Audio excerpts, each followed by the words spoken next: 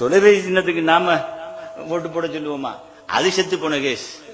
இனி தொலைபேசி சின்னம் அவங்களோட இருக்கிற உறவு இதெல்லாம் எங்களை பொறுத்த மட்டும் இந்த தேர்தல் இதுக்கு பிறகு வார தேர்தல்களை நாங்க அதை பத்தி சீரியஸா யோசிக்கிறத பத்தி நிறைய யோசிக்கணும்.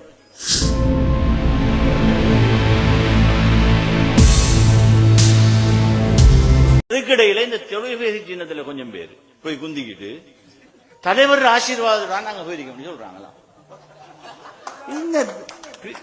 இந்த ஒரு லூசு கேசியல் இது இந்த கட்சியில இருந்தது. லூஸ் அந்த நேரமே மன்சூருக்கு தெரியும்.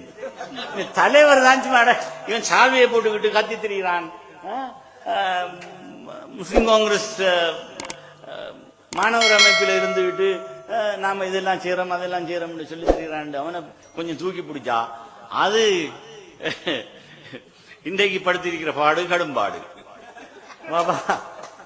எனவே இந்த கூட்டத்துக்கு பின்னால முஸ்லிம் காங்கிரஸ் ஆதரவாளர்கள் இந்த பேத்தனமான கதைகளை கேட்டு தொலைபேசி சின்னத்துக்கு நாம ஓட்டு போட சொல்லுவோமா? அது செத்து போன கேஸ். இனி தொலைபேசி சின்னம் அவங்களோட இருக்கிற உறவு இதெல்லாம் எங்களை பொறுத்த மட்டும் இந்த தேர்தல் இதுக்கு பிறகு வார தேர்தல்களை நாங்க அதை பத்தி சீரியஸா யோசிக்கிறத பத்தி நிறைய யோசிக்கணும். கண்டி மாவட்டத்தில் நான் பல இடங்களிலே தனித்து கேட்கிற தீர்மானத்தை எடுத்திருக்கிறேன்.